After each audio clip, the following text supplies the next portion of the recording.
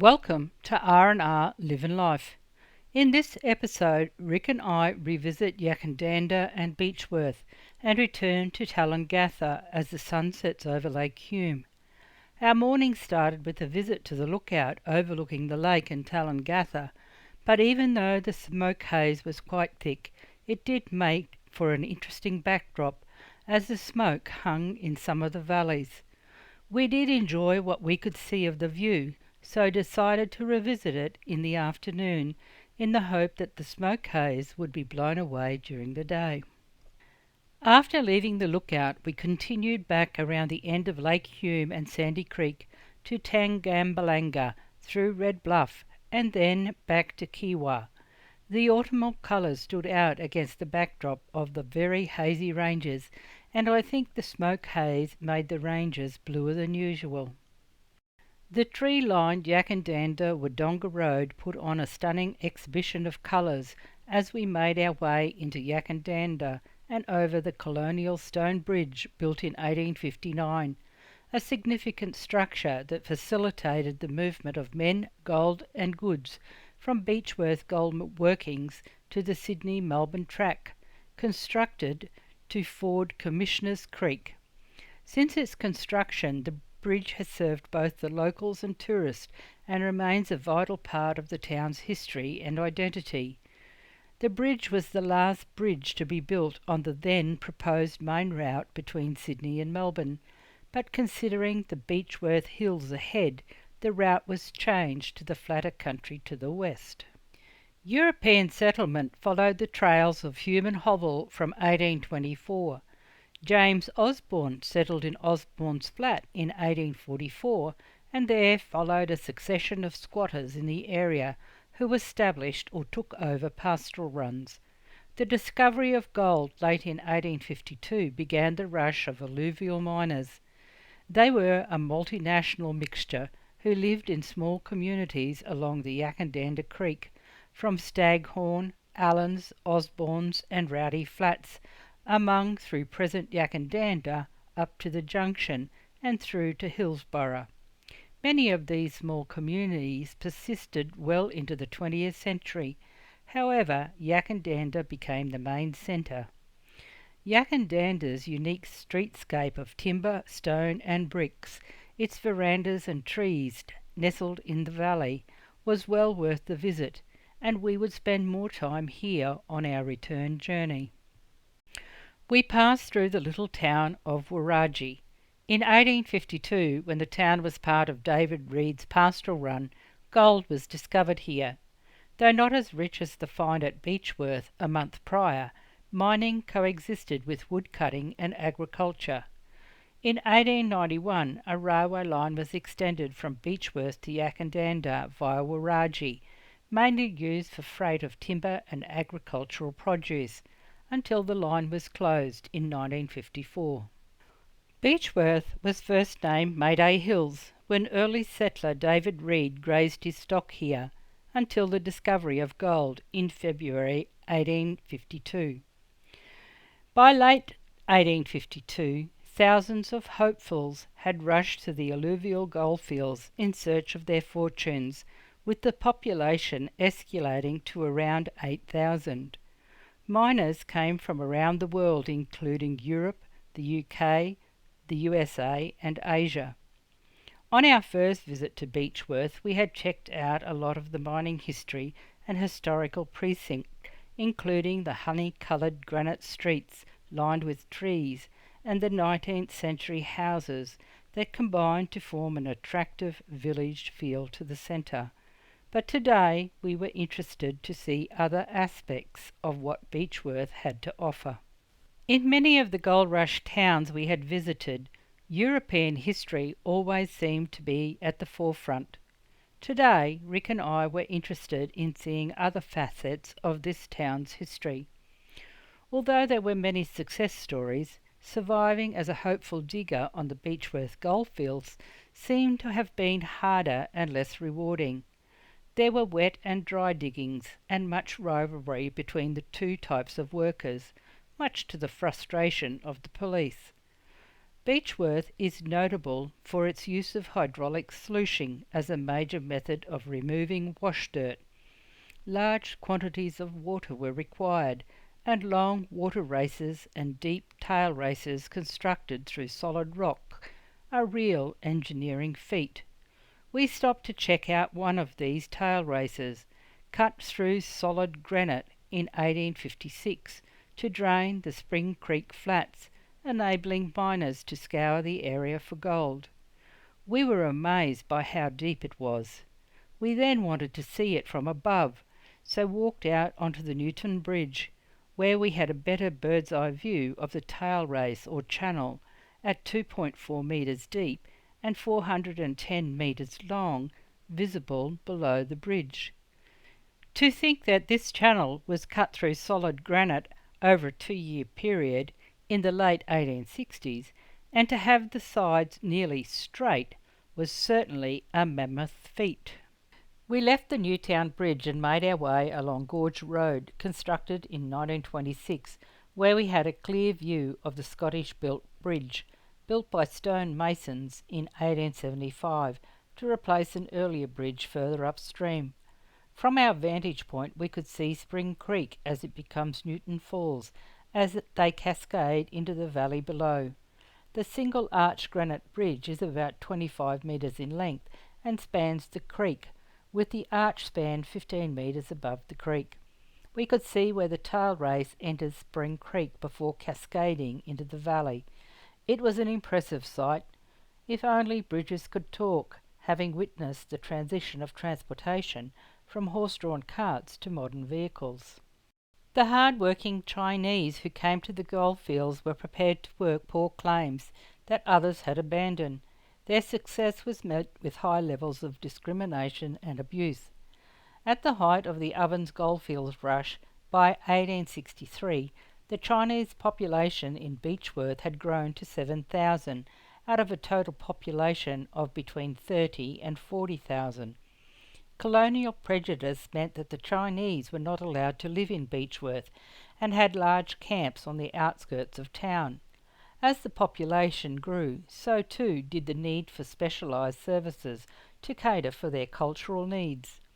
We visited a section of the Beechworth Cemetery that was allocated for burial, with the burning towers built in 1857, used by relatives and friends for burning offerings of paper money, pork and gifts for the afterlife.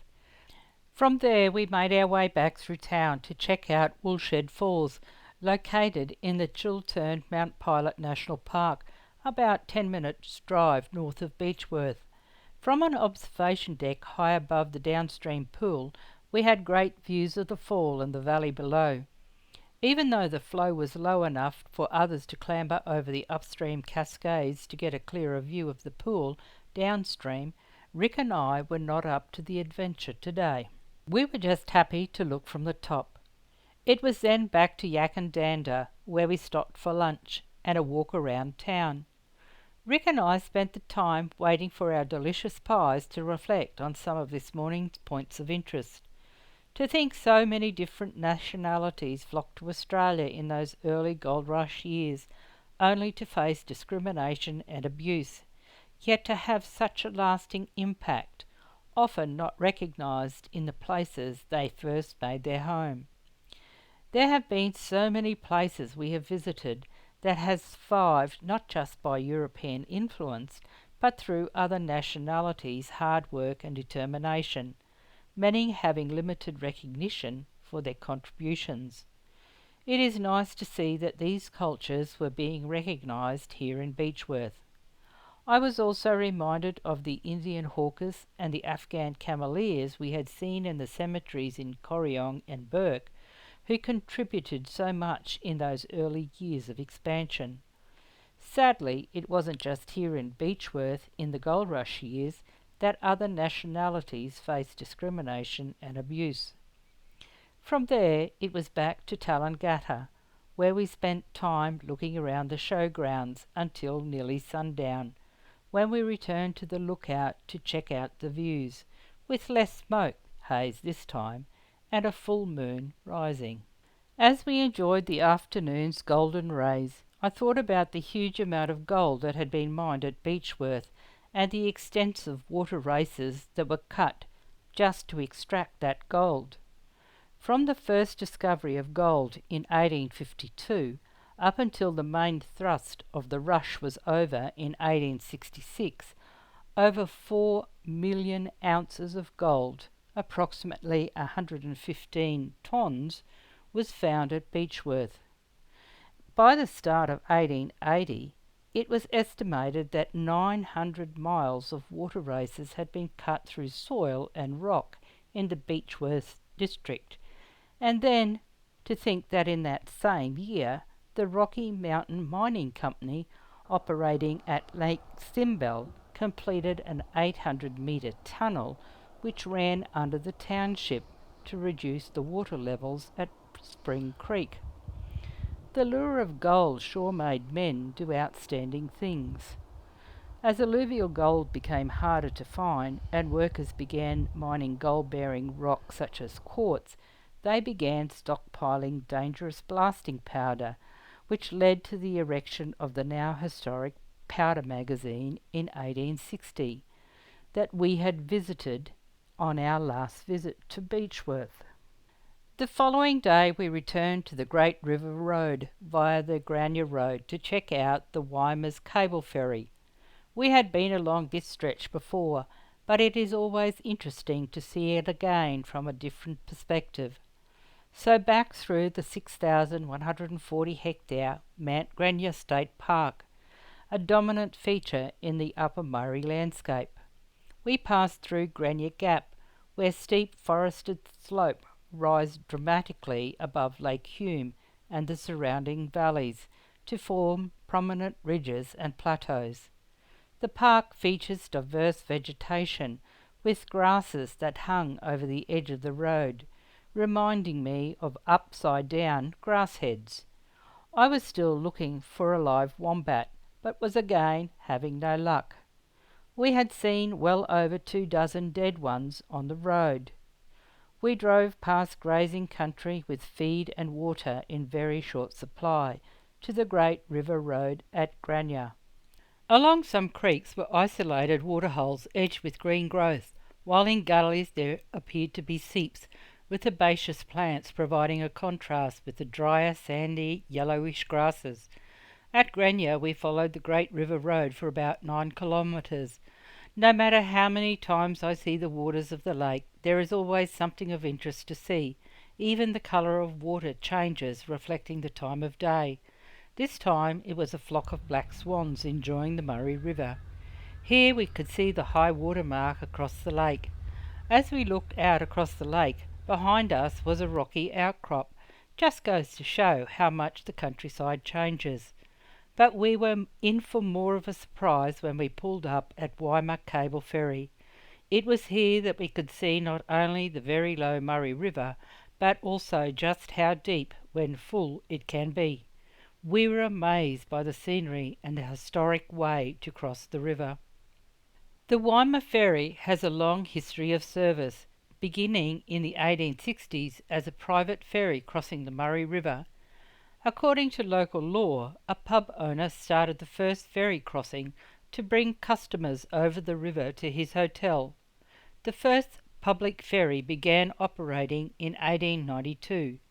The current Wymer Ferry is the fourth public ferry, with 2 previous ferries sinking, one of which was refloated and another dismantled. The third public ferry was a 2-car ferry decommissioned in 2013 to make way for the present-day larger 3-car ferry, the Spirit of Wymer.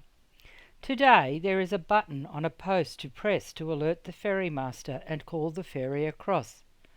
Because of the variations in the water level of Hume Dam, the ferry operated between floating landing stages which are attached to each bank. The position of the landing stages was adjusted by hand winch to suit the water level. We watched as some motorbike riders were transported across the river. The ferry is one of only 2 surviving ferries that cross the River Murray in Victoria, the other being at Swan Hill. It has been known to be closed due to dry weather when the Murray's water levels become too low to prevent it from operating, or at other times for maintenance. It was then back to George Creek Road and Old Tallangatha. The history of Hume Dam's construction was interesting. Following a number of years of drought during the second half of the 1890s, culminating in a record dry year in 1902, the community saw the need for a water storage to collect the high flows of winter and spring waters from the mountains for release in drier months that would provide a reliable year-round supply of water, particularly during the crucial months of February to April, and would assist the expansion of irrigation and settlement along the Murray. With many attempts for a workable agreement on the regulation and sharing of the River Murray's waters between the three states. And so was born the River Murray Water Agreement, ratified by Acts of Parliament and simultaneously passed by the Commonwealth and the three states in November 1915. The dam wall and other infrastructure was constructed between 1919 and 1936, resulting in an artificial lake, Lake Hume, named for the Australian bushman and explorer Hamilton Hume. The river has dried up completely during extreme droughts on 3 occasions since official record keeping began. More often, though, a sandbar formed at the mouth and stopped the flow of water. While in Tallangatha, we have crossed the border to Cancoban, Bellbridge, and again at Tiltandra, passed through the stunning Mount Lawson and Mount Gunya state forests, saw pine plantations, stopped at some scenic lookouts with amazing views of mountains, rivers, and extensive farmland, visited one of only 2 cable ferries that crossed the Murray River in Victoria, travelled the Tallangatha and Mitta valleys, and some of the shoreline of Lake Hume. We have driven the Great River Road, a touring route that follows the upper Murray River along northeast Victoria and the New South Wales border, through some of the most breathtaking scenery and iconic landscapes, from Cancoban on the edge of the Snowy Mountains to Bellbridge on Lake Hume. We have only just begun our Murray River adventure, beginning at Brigganbrong Bridge, that will take us further into New South Wales and onto South Australia, crossing the border as we go. Our next stop will be Wodonga. Join us next time as we visit Holbrook, check out some more pine plantations near Coppabella, visit a police sergeant's memorial, and check out the Albury and Wodonga areas. I hope you have enjoyed this episode. Give us a thumbs up if you have, and leave a comment. Stay safe and enjoy life. Cheers for now. Rick and Rosemary. R&R, living life.